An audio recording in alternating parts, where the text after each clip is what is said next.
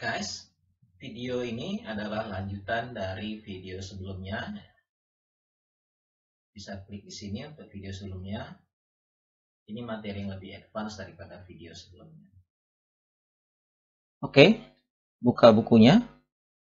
Bab 3. Bab 3 ini membahas objek kategori, object declaration, object definition. Kita mulai dengan object declaration. Anda bisa lihat di sini definisinya. Dan contohnya adalah highlighted portion dari code 1.1. Ini programnya sudah pernah kita translate, tidak kita ulangin translate. Baik, nah kita lihat bagaimana penerapan teori ini dalam praktek. Jadi simbol program itu mewakili konsep type, simbol empty mewakili konsep object, dan simbol semicolon mewakili konsep punktuator. Jadi cocok dengan teorinya. Nah, kalau kita lihat berbagai kode, kalau kita lihat source code dari berbagai programming language, maka akan terlihat polanya. Jadi polanya seperti yang sudah diteorikan. Nah, penerapan pola tersebut tidak terbatas ke program empty ini. Kita lihat contoh program lain, simple 03.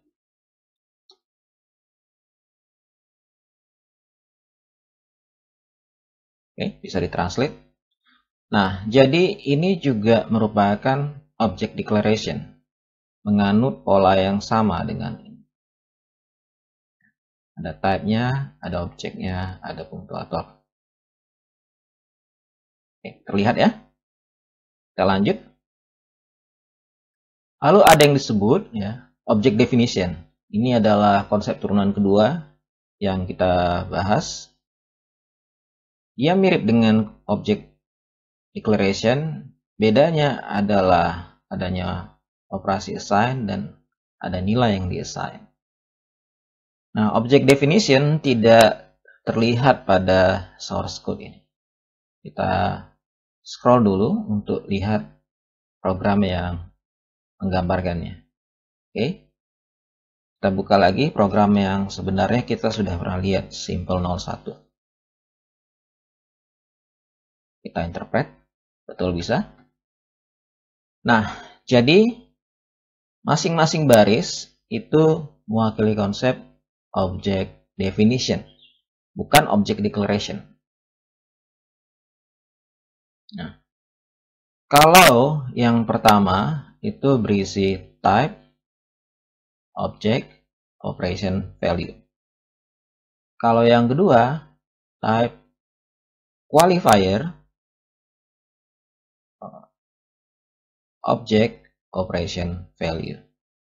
Nah, jadi ada sedikit beda, tapi yang juga ada adalah kesamaan. Jadi sama-sama ada assignment nilai.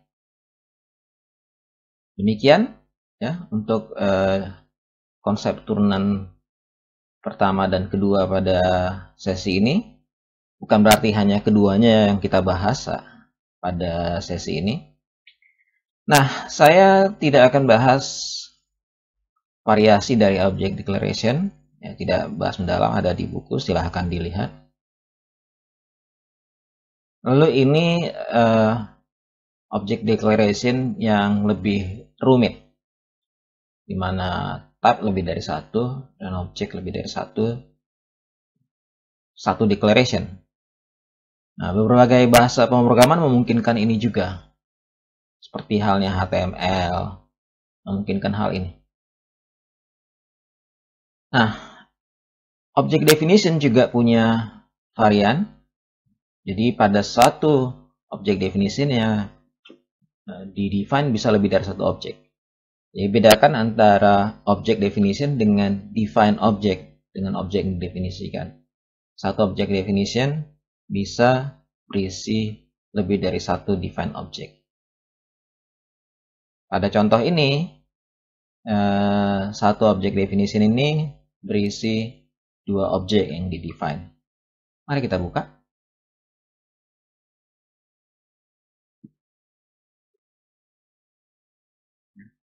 Maaf, di sini ada kurang titik koma. Kita tambahkan dulu. Kita interpret. Betul, bisa. Jadi ini satu objek declaration. Tapi objek yang di-declare lebih dari satu. Maaf, satu objek. Jadi ini satu objek definition. Objek yang di-define lebih dari satu, A dan B. Nah, belakangan kita akan lihat bahwa ini juga satu objek definition. Tapi penggaliannya akan memerlukan pembahasan lebih lanjut tentang apa yang namanya ekspresi. Nggak kita lakukan sekarang. Baik, kita lanjut. Nah, yang menarik itu adalah pada suatu baris source code bisa saja ada object declaration, ada object definition. Ini contohnya ya.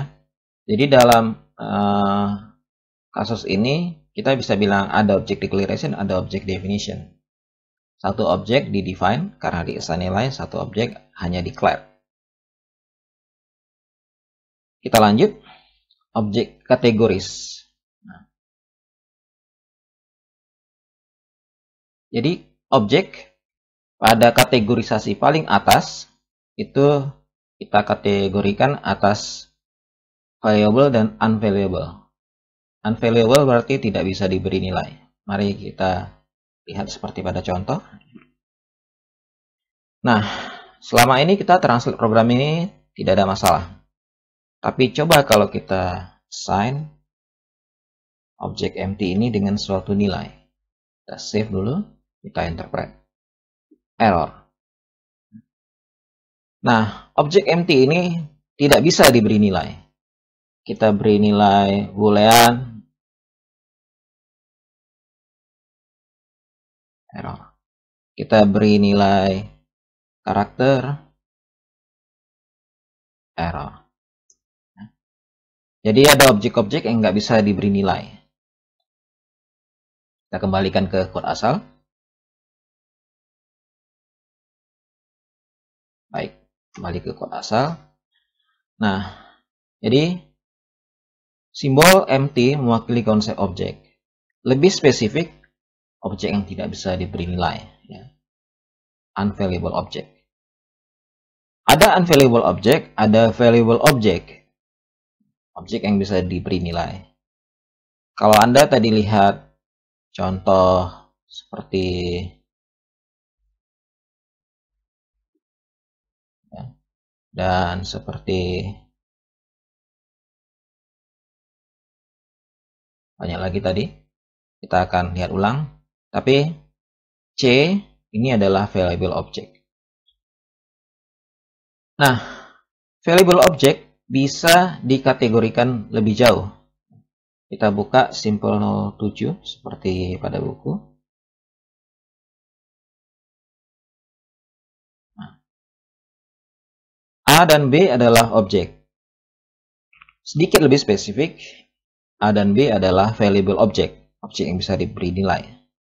Lebih spesifik lagi, A adalah variable, B adalah constant. Kita interpret, error, karena memang tidak bisa diberi nilai lagi.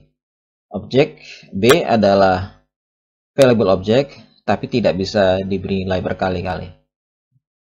Konstanta hanya sekali boleh diberi nilai. Nah, mari kita lihat pendefinisian dari konstanta dan variabel. Jadi terlihat bahwa konsep turunan konstan diturunkan dari konsep dasar objek dan nilai. Konsep turunan variabel juga diturunkan dari konsep dasar objek dan konsep dasar nilai. Nah, jadi variabel itu bukan konsep dasar. Sangat banyak buku pemrograman menyebut bahwa variabel adalah konsep dasar. Tidak. Salah. Ini alasannya. Silahkan dibaca sendiri. Baik, kita ringkaskan. Jadi di bab 3 ini, kita sudah membahas 6 konsep turunan.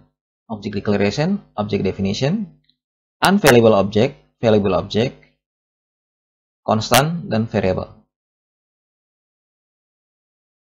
Nah, kami harus tutup dengan catatan ini bahwa type tidak selalu disyaratkan di source code ya, tergantung bahasa pemrogramannya. Jadi beberapa bahasa pemrograman tidak mensyaratkan itu. Itu sebabnya kami mencantumkan zero or more dalam mendefinisikan kedua konsep turunan seperti object declaration, object definition. Demikian juga constant dan variable.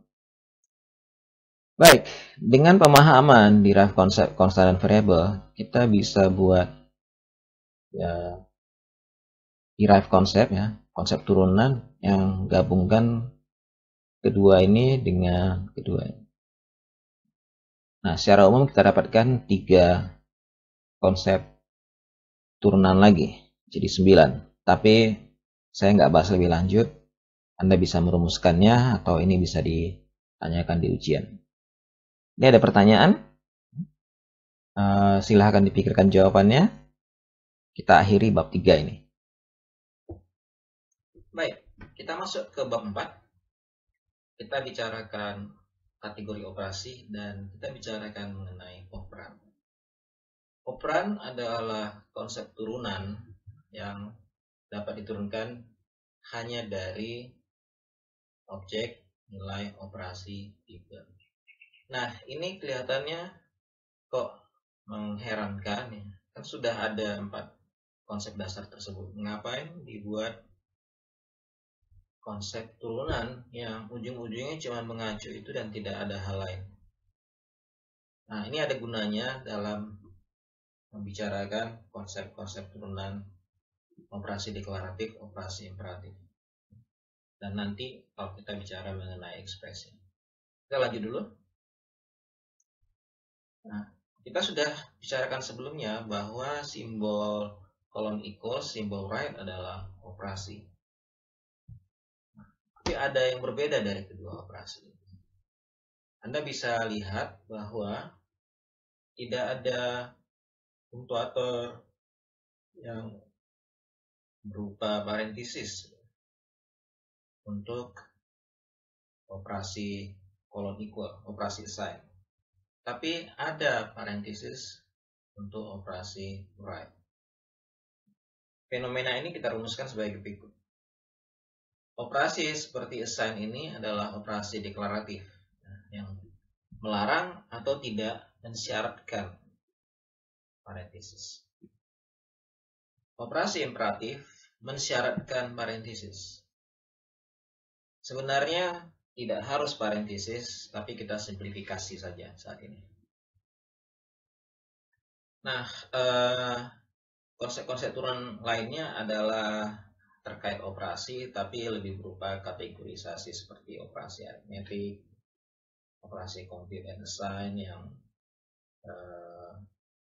banyak kita jumpai karena terdapat di banyak programming language. Mungkin juga operasi increase dan decrease sudah dicontohkan di sini. Nah, silahkan play with the source code. Saya hanya contohkan translate satu program di sini. Sukses. Ini dari bagian awal bab 4. 108. Demikian. Kita sudah sampai ke ujung bab 4. Kita akan lanjutkan lagi. Baik. Mari kita uji pemahaman Anda terkait bab 3 dan bab 4. Apakah ada declarative operation di HTML? Jelaskan dengan contoh bila jawaban Anda adalah ya. Berikutnya. Apakah ada imperative operation di HTML? Hal yang mirip. Apakah ada operasi increase dan decrease di HTML? Apakah ada operasi matematika di HTML? Apakah ada combine operation di HTML? Nah, lebih jauh dari sekedar menjawab pertanyaan ini. Bila Anda punya waktu, dan kami sarankan sediakan waktu. Pikirkan, kalau tidak ada declarative operation di HTML, why or why not? Kalau tidak ada imperative operation di HTML, why or why not? Kalau tidak ada operasi increase dan decrease di HTML, why or why not? Kalau tidak ada operasi matematika, why or why not? Dan terakhir, kalau tidak ada combine operation, why or why not? Anda mungkin dengan demikian bisa punya dugaan kalau itu HTML adalah programming language untuk apa. Saya kira demikian. Inilah akhir pelajaran sampai bab 4. Kami harap Anda bisa mengikuti. Stay tune untuk video-video berikutnya. Subscribe ke channel bila belum subscribe dan nyalakan loncengnya untuk di-notify. Terima kasih.